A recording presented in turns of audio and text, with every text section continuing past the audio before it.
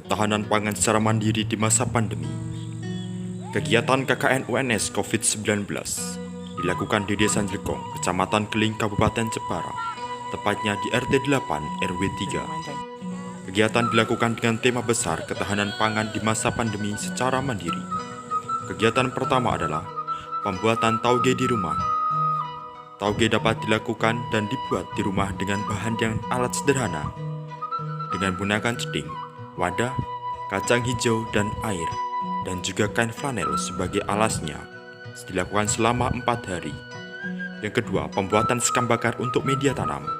Sekam bakar dapat dibuat dengan mudah. Pembuatan sekam bakar dikarenakan adanya limbah sekam yang belum dimanfaatkan, sehingga untuk meningkatkan kemanfaatannya dibakar untuk dijadikan sekam. Pembuatan sekam bakar dilakukan selama 4 jam sampai terbakar sempurna.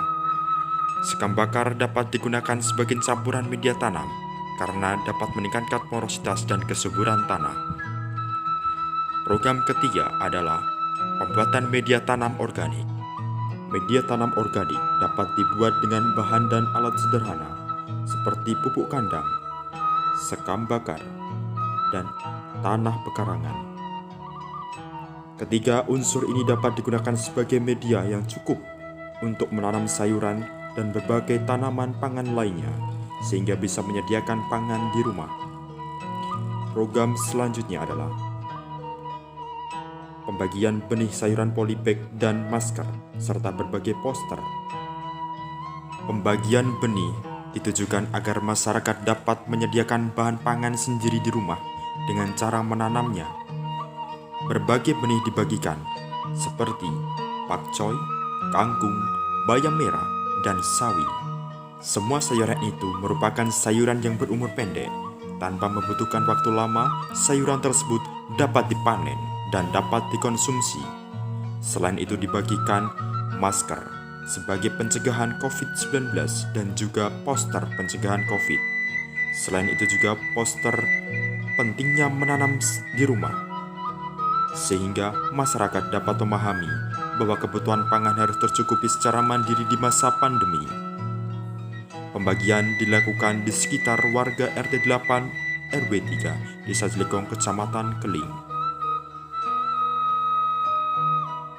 Masyarakat dihimbau dapat menanam benih-benih tersebut untuk memenuhi kebutuhan pangan di rumah. Program selanjutnya adalah pembuatan pupuk organik cair dari air cucian beras. Setiap rumah tangga pasti memiliki air limbah cucian beras, namun masih belum yang tahu bagaimana pemanfaatannya untuk tanaman. Pembuatan pupuk organik cair dari air beras sangatlah mudah dengan menambahkan air E4, gula, dan dapat difermentasi selama 6-10 hari untuk digunakan. Program selanjutnya adalah penanaman jahe dan temulawak di polybag. Apotek hidup sangat diperlukan di setiap rumah karena dapat menjadikan peningkatan imunitas tubuh dan juga sebagai bumbu dapur. Dalam kondisi pandemi seperti ini, kebutuhan imunitas harus ditingkatkan dengan seperti adanya kurkumin di dalam jahe dan temulawak seperti ini. Program selanjutnya adalah pembuatan hidroponik dari barang bekas. Menanam tidak hanya di tanah, tetapi dapat dilakukan di media air dengan bahan tambah berupa AB mix atau nutrisi tambahan sebagai makanan bagi tanaman.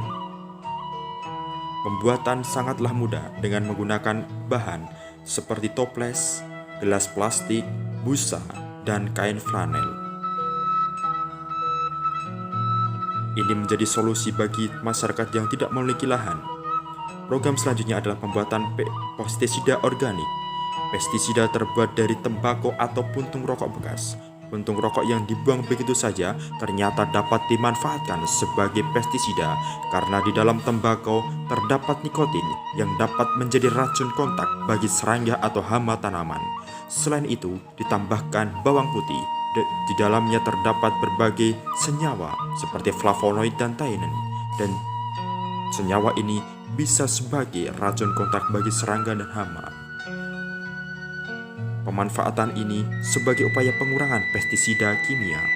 Selanjutnya adalah pembuatan poster pencegahan COVID dan pentingnya menanam. Ini sebagai stimulus untuk masyarakat agar mencegah dan bisa menanam di rumah.